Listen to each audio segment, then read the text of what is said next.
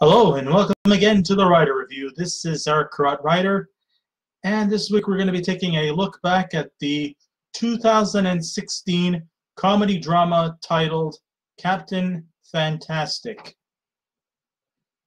Now, Captain Fantastic it ran for 1 hour and 58 minutes long. It is directed by Matt Ross.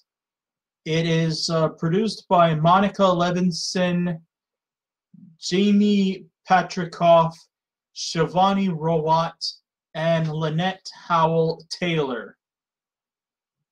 The script was also written by Matt Ross. The score was done by Alex Summers. The cinematography was done by Stéphane Fontaine, and it was edited by Joseph Criggs. And the stars of the movie are Viggo Moertensen, Frank Langella, Katheryn Hahn, Steve Zahn. Hey, that rhymes, doesn't it? Okay, let's see. We also have George McKay. McKay. No, I'm just kidding. Drugs are bad. McKay. Okay, I always wanted to do that. Actually, yeah, it's George McKay. Let's see, we also have Samantha Eisler, Annalise Basso, Nicholas Hamilton, Shree Crooks, Charlie Shotwell, Trin Miller, Erin Moriarty, Missy Pyle, and Dowd. Now, even though Viggo Moertensen will eternally be etched as Aragorn from the Lord of the Rings franchise, movie fans will know that he is much more than just a one-trick pony. From making a name for himself as an Amish guy named Moses from the movie Witness, to playing Leatherface in the third installment of the Texas Chainsaw Massacre, he can tackle all kinds of roles, be it big or small, like in Carlito's Way, Crimson Tide, and Sean Penn's directorial debut, The Indian Runner. He is also very capable of challenging himself in films under the direction of well-known Canadian thriller director David Cronenberg in such movies like A History of Violence and Eastern Promises, and also being in a couple of westerns like Hidalgo and Appaloosa. And finally, he could put us to tears in John Hillcoat's post-apocalyptic tearjerker simply called The Road, or as Judd in Pet Sematary will say, "You won't find me going down that road." We love you, Fred Gwynn. So, make no mistake about it, Viggo Moertensen is one of the most versatile performers going. He is one of those kind of guys who just never, gets lured into being typecast playing one character. He will turn himself around to play a myriad of characters, big or small, lovable, hateable. He can play heroes and villains quite effortlessly.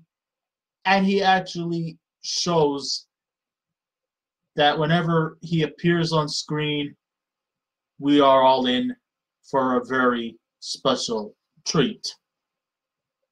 A resume like that will surely get your attention.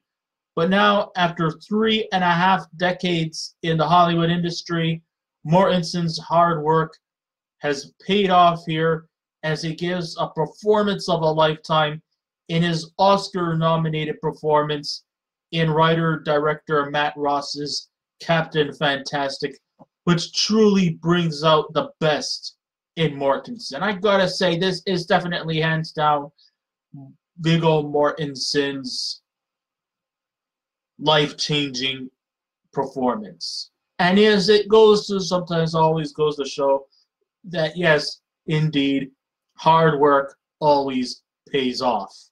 And he didn't just get the Oscar win just because he's been in the business for 3.5 decades. No, this is actually a role that he mastered and that he earned. And this is the kind of guy he is. He doesn't want just anything just like handed out to him, like some Lifetime Achievement Awards. Do you know what I think about the Lifetime Achievement Award? They only just give it out because you've been around a long time. And it's like they just pretty much frickin' throw a bone at you. Nothing more, nothing less. But here, he definitely, truly earned his Oscar win, and I think he really, truly deserved it. Okay, so the story of Captain Fantastic goes a little something like this. Viggo Moertensen plays Ben Cash. He has kept his family secluded in the Pacific Northwest wilderness, away in the deep wilderness, away from technological outlets and society, but still has the knowledge in all important aspects in life, like government, philosophy, literature, and also staying in shape. His family kind of lives in an RV, away from materialism, away from capitalism, deprived of all of our advancements in life like social media, computers, internet, television. He has forced his family to drift apart from falling in to the capitalist manipulations. Because to him, capitalism and being moderate is evil. That's his words. That's his philosophy. That's his belief.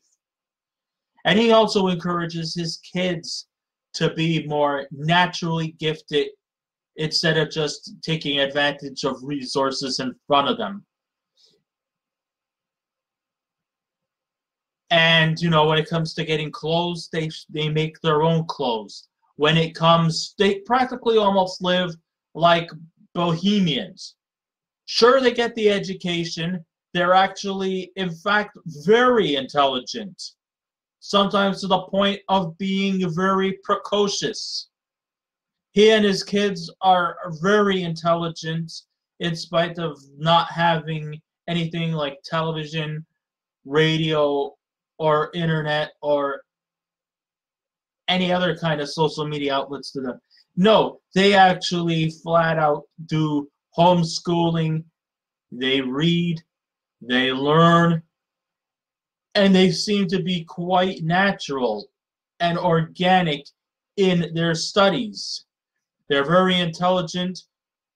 His child nurturing definitely has had somewhat of a positive effect in them, being that they are capable of engaging in debates and can actually solve much more advanced mathematical formulae better than the engineers over at MIT. And we're not trying to outsmart the intellectuals. The kids succeed in staying fit. They do things like jogging, push-ups, and hunting for game with useful tactics than just, you know, a bazooka, a machete, or anything. No, they actually do methodical hunting. Sure, I know it might look primitive, but they seem to have the skills to survive the wilderness. So not only are they athletically fit, they're also very highly intelligent. And they did this without being materialistic. When they want to go and when it comes to food, they actually go out and they hunt for their food. When it comes to like their like fruits and vegetables or grains and things like that, they organically grow their own crops. So these kids are actually living probably a much more natural, healthy lifestyle. They get involved in exercise. They just practically live kind of like a bohemian lifestyle. They don't depend too heavily on electricity or energy and stuff like that. Sure, Ben goes out into town to give them books and mathematical problems to solve, and they know pretty much all the disciplines or all the stuff that they have, all the stuff that can be learned in the classroom. They learn it all in their RV and in the outdoors, isolated from the modern society, because of course Ben doesn't want to see his kids be under the watchdog of modern society, because to him Uncle Sam is practically the devil himself, and that capitalism and political leaders are practically all minions to the devil himself. That's just the way he thinks. Not everybody agrees with him, but at the same time, I guess you could say his nurturing with his kids had benefited in that perspective. And I'm not trying to sound hypocritical here, saying that, oh, maybe I should just go out into the wilderness and live the way he does. No, I don't know. I'm just so adjusted or accustomed to my lifestyle that I just don't want to break away from that. But him, he actually had the goal, and he had the fortitude to do that. We're not yeah. Now, even though it may have benefited the kids being intelligent, hell, his oldest son, Bo, played by, well, his real actual name is Bodavan. Yeah, these kids don't actually have traditional names like John or Michael or Brian or Stephanie or Samantha or Elizabeth. No, these kids actually have a little more unusual and orthodox names, because materialistic names like John or Jane or Samantha or Philip are all just, capitalistic names. He has, his kids are names like Vesper and Kai and Bodavan. Bodavan? No, I'm only kidding. I'm just joking. I'm just doing a little impersonation here. Don't mind me. But anyhow, yeah, these kids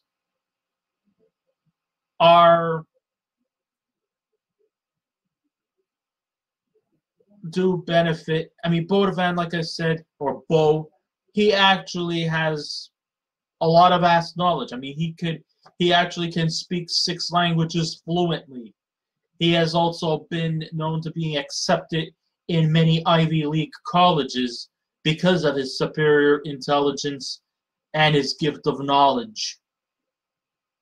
But of course, his father, actually, I'm going to go off and tell you about how, even though right now I'm praising Ben about how he is raising his children without the use of materialistic stuff benefited, but it also comes in dividends too, and some of those dividends is a major liability. I mean, even though it all sounds good on paper, but in reality, him raising his children secluded from societal norms also has its disadvantages, and major ones too, I might add, as I go on. So unfortunately, though, things don't always go their way for these prodigal children that Ben had nurtured without the use of any kind of media-based technological stuff. it has its disadvantages too, and they're not perfect. They might be more intelligent than the average master's student in mathematical quantum mechanics at MIT without really ever stepping foot in a classroom. No, they're flawed, and they're very flawed too.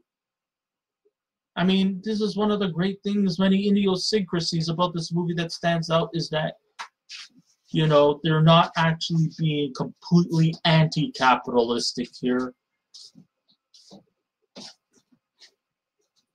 There is flaws with this bohemian lifestyle that Ben Cash has.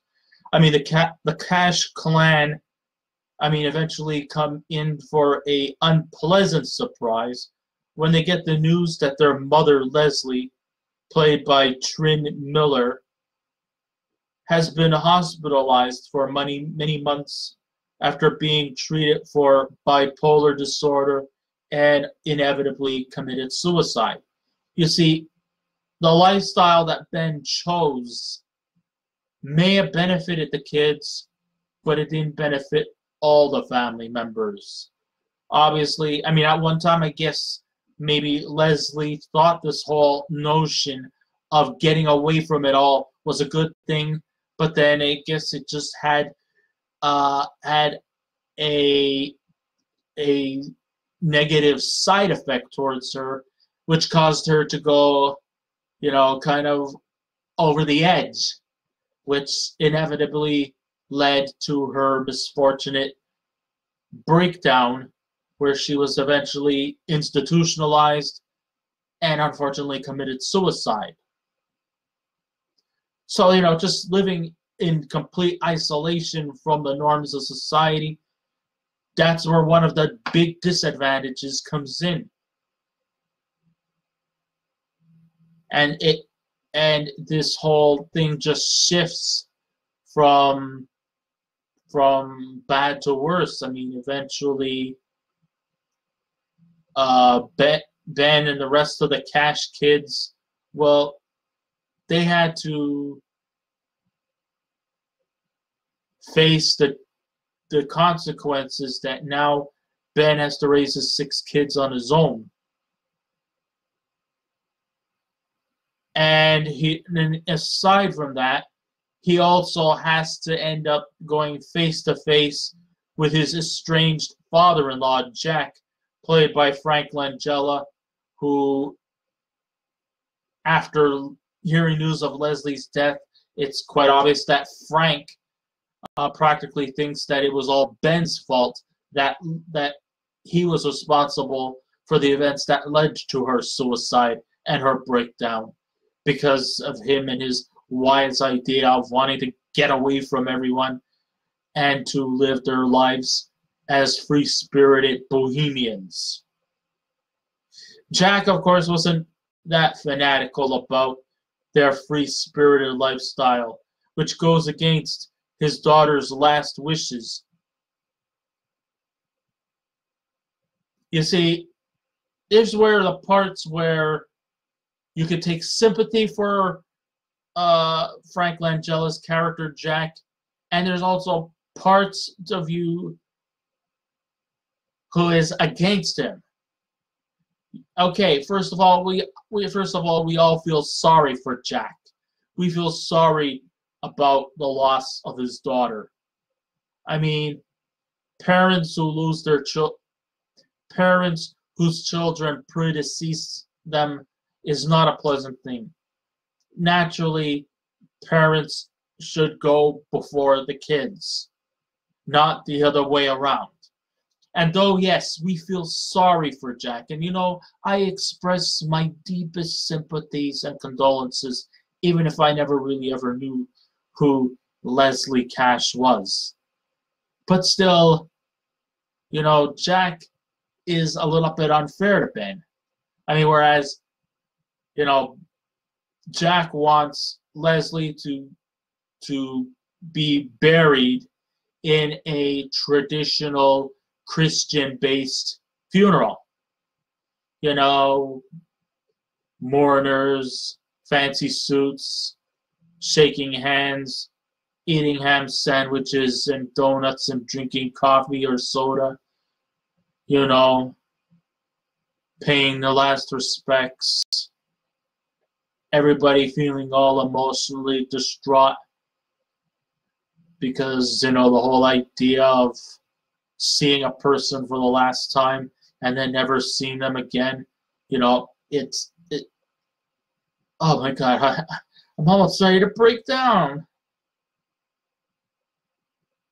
But I'm gonna try not to. I'm gonna try it. You feel so bad for him, but then again, here's where the part is where I don't feel bad for him. I mean, he said that, you know, he wants to go against his daughter's wish. Now, his daughter, her last wish wasn't to be buried in a straightforward traditional funeral. No.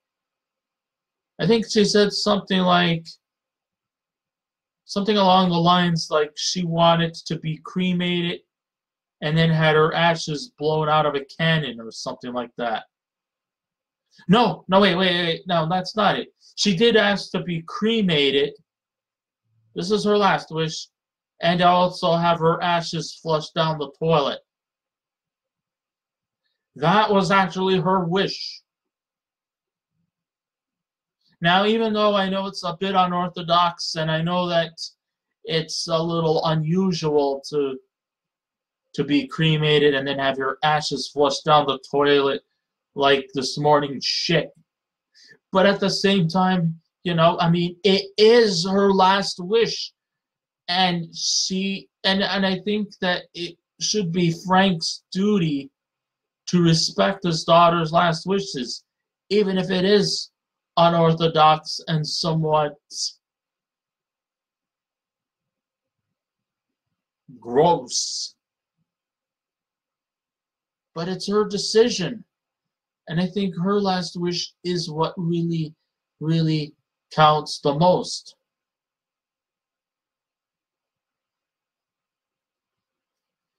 So the Cash Clan decide to hop into their RV.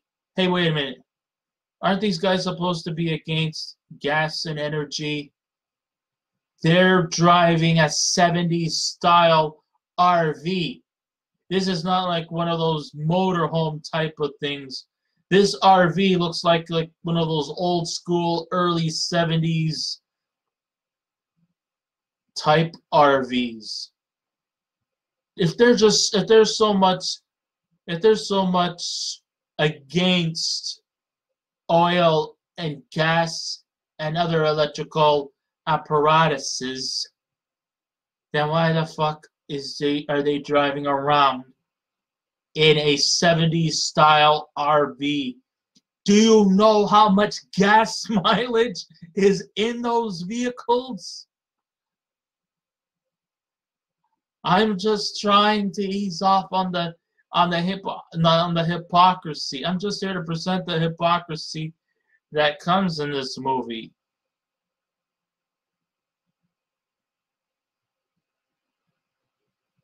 That is one of the more, I mean, you want to live a hippie bohemian lifestyle, go ahead.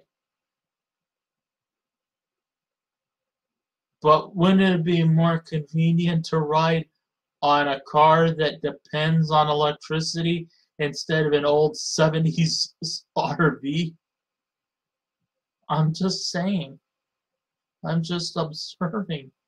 Those fuckers have much more gas mileage than one of today's modern day cars. True.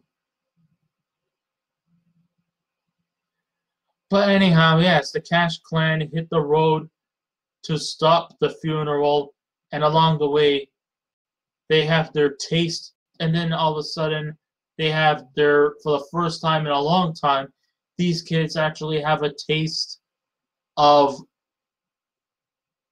the world that they've never really fully experienced.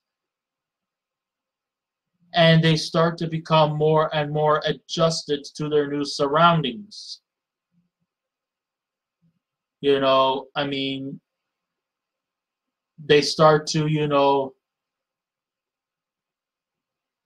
roam around this modern day lifestyle, this material world that we live in. This, we go shopping for our clothes. They start doing things like buying food at their supermarket. They start celebrating holidays that we normally celebrate, like Christmas in December or Hanukkah or whatever holidays you guys celebrate, you know. And of course there's Halloween, there's Valentine's, there's Easter, there's Passover, there's Ramadan, there's Yom Kippur, and all of them. Depends on, you know, which holiday you celebrate. I'm all equal. Or if you even celebrate any of those holidays. Hey, maybe some people are so iconoclastic they don't even bother celebrating holidays. And if you're like that too, that's okay with me. I'm all cool with that. But, you know, they start to just adjust. And it makes me sometimes wonder, like, what have they been missing?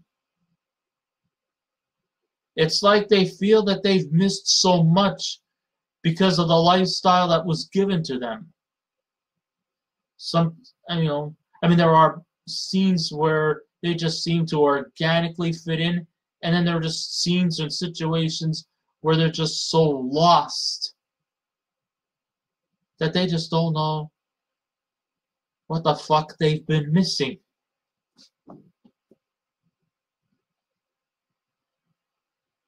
So make no mistake about it, you know, this movie is not a full-blown comedy. Obviously, there is some dramatic stuff implemented in this story. And, you know, in spite of it looking lighthearted in its content, it actually conveys and embodies quite a lot of sadness and tragedy. You know, the genres are both well equally proportioned. The comedy doesn't outweigh the drama, and the drama doesn't outweigh the comedy. It's pretty much 50-50.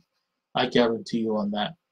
We laugh when the family try to cope with the real world. We're not laughing at them. We're mostly laughing with them. And the efforts to adjust. Which, you know, hey, sometimes, you know, some people who have lived in this kind of lifetime have never been able to adjust. So, you know. And then we definitely are in tears when Ben has to break the news to his kids about their mother's death. The film definitely succeeds in keeping our interest as how the family is able to adapt to the newer surroundings and how they go about it. Viggo Moertensen is wonderful as a loving, caring, and grief-stricken father who definitely cares about his children, though he never taught them about the outside world and their settings because, of course, in his frame of mind, the outside world is a world where they shouldn't really adjust. I mean, sure, they may probably have the brains and the book smarts and the survival instincts, but one of the things they lack in is street smarts and how to approach other people, or even how to get involved in a relationship. Hell, sometimes even their social situations are a bit awkward. I mean, there was a scene where Viggo Mortensen steps out of his RV naked without any kind of shame or embarrassment, and then you see these two elderly people looking at him with a funny scowl on their face like, what the fuck is this guy's problem? And then the guy's like, what? We all have the same parts, do we? And then he walks off. In some ways, you know, that might look awkward and funny, but, you know, it was still effectively executed. There are, of course, there was the scene, remember, where Beau was trying to make a pass with a pretty girl in the park. You know, she invites him to her place.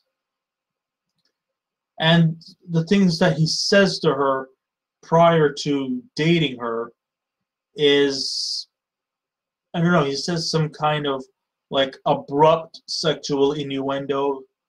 I don't remember like everything he said, but let's just face it, it's kind of like inappropriate to say when you first meet someone.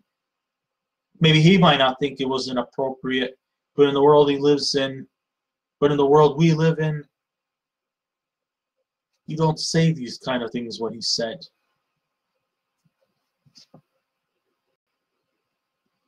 This is very, very, very character driven, and I really, really like this movie a lot.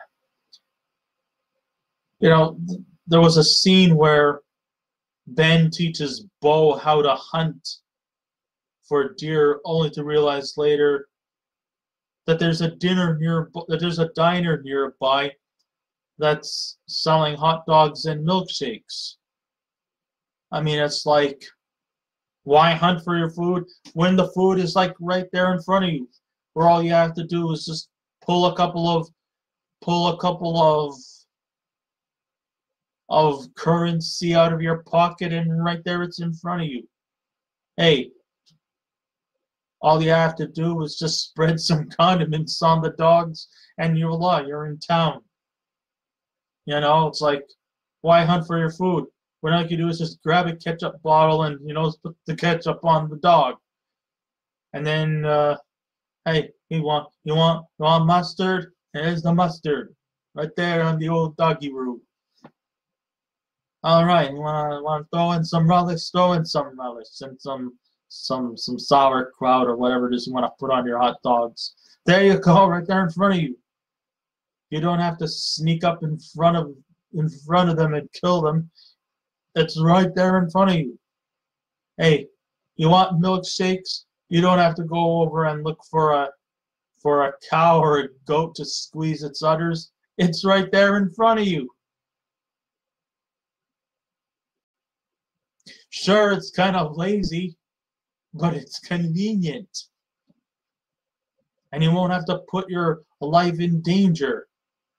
You see, this is also a thing there about this movie that actually stands out too, is that sometimes Ben's child nurturing can also be a little irresponsible on his part, because there are a lot of times when his kids are even conflicted with physical injuries during their training.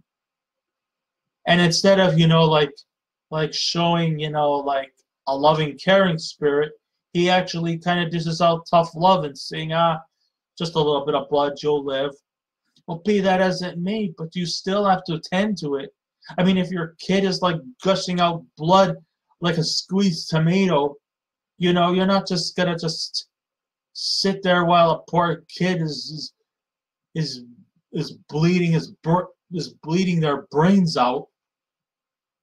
But he sees to it as just a minor setback. You'll recover in no time. Well, that's not very healthy and very responsible. You see, this is kind of like where Ben is. Ben might be a loving, caring guy. I mean, there's no abuse in his upbringing or physical anything, but he is strict, and he also dishes tough love. Maybe his tough love is like maybe a little too gratuitous, to the point where we often question whether his child raising is healthy or not. The movie, in a comical sense, lampoons the weaknesses of society norms, like the educational system and the choosiness towards those who are deemed eligible, while at the same time, it doesn't go as far as to, you know, completely viciously attack it.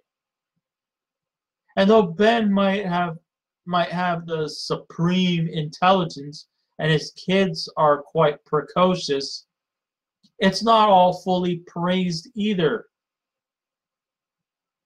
There are many awkward scenes, especially like I mentioned before, where Beau tries to acquaint himself with a pretty girl named Claire, played by Erin Moriarty, around the campfire. And the way the film has you thinking makes it all the more spectacular. So we're kind of not particularly sugarcoating Ben's child-rearing lifestyle, but we're not completely slandering it. We're not completely slandering the modern world, but at the same time, we're not completely condemning it. So I'm glad that this movie keeps everything equal. It's not pro-liberal, anti-Republican, or anti-Republican, pro-liberal. Wait, that sounded redundant. Anyhow, you get my drift. There's a lot of nonpartisanship that goes along in this. There you go. Good recovery. Yeah, the way the film has you thinking is just really spectacular. With the wonderful performances from Moertensen and company, especially the Cash kids. They all turned in great roles.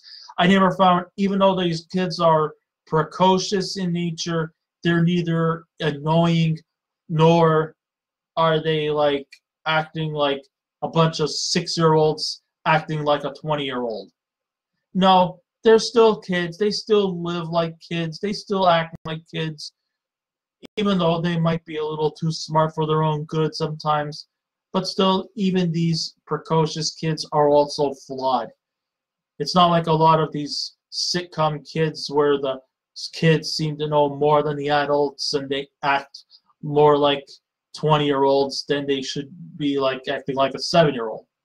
No, you don't get that here. And definitely I gotta say that the direction from Matt Ross, I gotta say this truly is one of the best films of 2016. So, hats off to Viggo Mortensen for his wonderful acting in here. The direction is spectacular. I would truly highly recommend this movie immensely. If I were to give this a scale out of 10, I would definitely give Captain Fantastic a 9. I highly recommend people to see this movie. It's really, really good. So I guess this ends my writer review. Thank you all for listening in to my rant, or no, it's not a rant. It's a rave. It's a rave all the way. Rants are too negative. I'm not giving away any. I don't think I said really anything too negative about this movie. Yeah, it has little things here and there, but it's not anything, like something to lose sleep over. If you're a fan of Viggo Mortensen, you'll like this one. So yeah. So this ends my review. Thank you all for listening in. If you wish to subscribe to my YouTube channel, please feel free to do so. If you wish to leave a comment, go right ahead. I love to hear feedback from people. As long as you abide by the 3 simple rules, I only like to do 3 rules, just to keep it simple. Be kind, be courteous, and don't be rude. There, is that hard? No, of course not. And I'll be back again with another movie review. So until next time, this is Eric Red Writer saying, keep watching those movies, and I'll see you around. Goodbye.